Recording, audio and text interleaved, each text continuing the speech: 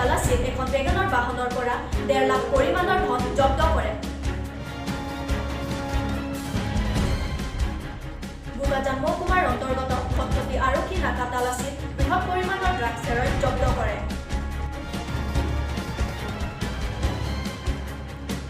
Depot algorithm পাৰ্কত আজি youth alliance against corruption চমুকৈ YAACৰ 6ষ্ঠ সংখ্যক প্ৰতিষ্ঠা দিৱস উদযাপিত হৈ যায়।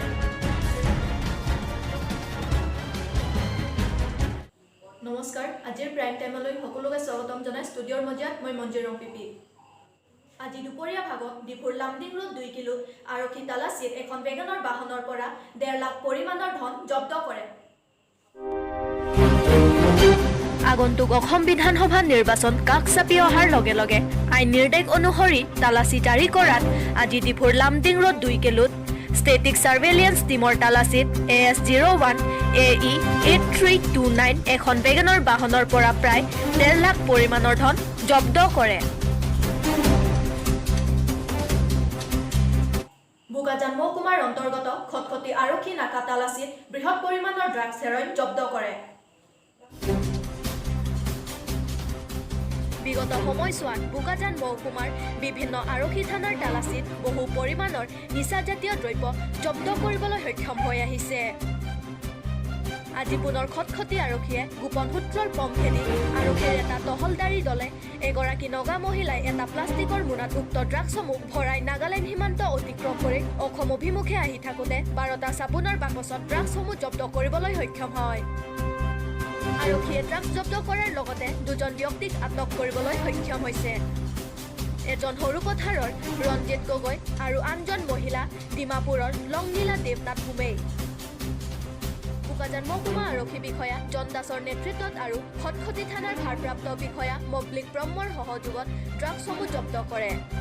ইয়াৰ আন্তৰ্জাতিক বজাৰ মূল্য প্ৰায় 6 লাখ টকা হ'ব বুলি জানিব দিয়ে। News.News report, News.News Karbi Anglong. 19 নং ধনখিৰি পৰিষদীয় সমষ্টিৰ অন্তৰ্গত দলদলি ষ্টেচনৰ পৰা প্ৰায় 10 কিলোমিটাৰ নিলগৰ দাউদিখ জাম্বাৰলিং আৰু পাত্ৰাদিছা এই তিনিখন গাঁৱৰ বাবে 2016-17 বৰ্ষৰ বাবে প্ৰধানমন্ত্ৰী আৱাস যোজনা গ্ৰামীণৰ ঘৰ নিৰ্মাণৰ কাৰ্য আজি কুপতি সম্পূৰ্ণ হৈ নুঠিল। 19 নং ধনখিৰি পৰিষদীয় সমষ্টিৰ অন্তৰ্গত দলদলি ষ্টেচনৰ পৰা প্ৰায় 10 কিলোমিটাৰ নিলগৰ দাউদিখা জাম্বাৰলিং আৰু ডিপ্ৰদিছা এই তিনিখন গাঁৱৰ বাবে 2016-17 বৰ্ষৰ বাবে প্ৰধানমন্ত্ৰী আৱাস যোজনা গ্ৰামীণৰ ঘৰৰ নিৰ্মাণ কাৰ্য আজি কুপতি সম্পূৰ্ণ হৈ নুঠিল। ঠিকাদাৰ লংচিং টিছো, গ্ৰাম সেৱক সঞ্জিত ৰংহাং, ইঞ্জিনিয়াৰ জিত ইংটি এওঁলোকে বিগত 2 বছৰ ধৰি কোনো খা খবৰ নললে গাঁও কেইখনৰ। সেয়ে আমাৰ এই প্ৰতিবেদনৰ জৰিয়তে অতি শীঘ্ৰে ঘৰৰ নিৰ্মাণ কাৰ্য সম্পূৰ্ণ কৰি দিবলৈ পৰিষদৰ মুখ্য কাৰ্যবাহী সদস্য তুলিৰাম ৰংহাঙক অনুৰোধ কৰে আৰু দোষীক কঠোৰ শাস্তি প্ৰদান কৰিবলৈ আহ্বান জনায় গাঁওবাসী ৰাইজে।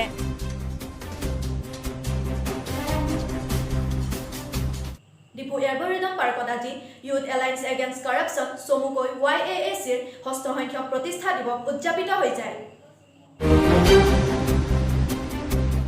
ডিপু এলগৰিদম পাৰ্কত আজি ইউথ এলায়েন্স এগেইনষ্ট কাৰাপশ্যন চমুকৈ YAACৰ 6ষ্ঠ সংখ্যক প্ৰতিষ্ঠা দিৱস উদযাপিত হৈ যায়।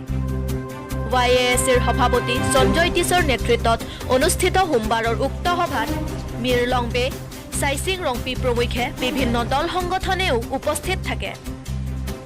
ডিপুৰ পৰা আনন্দবেৰ প্ৰতিবেদন, News.News কাৰ্বি আংলং।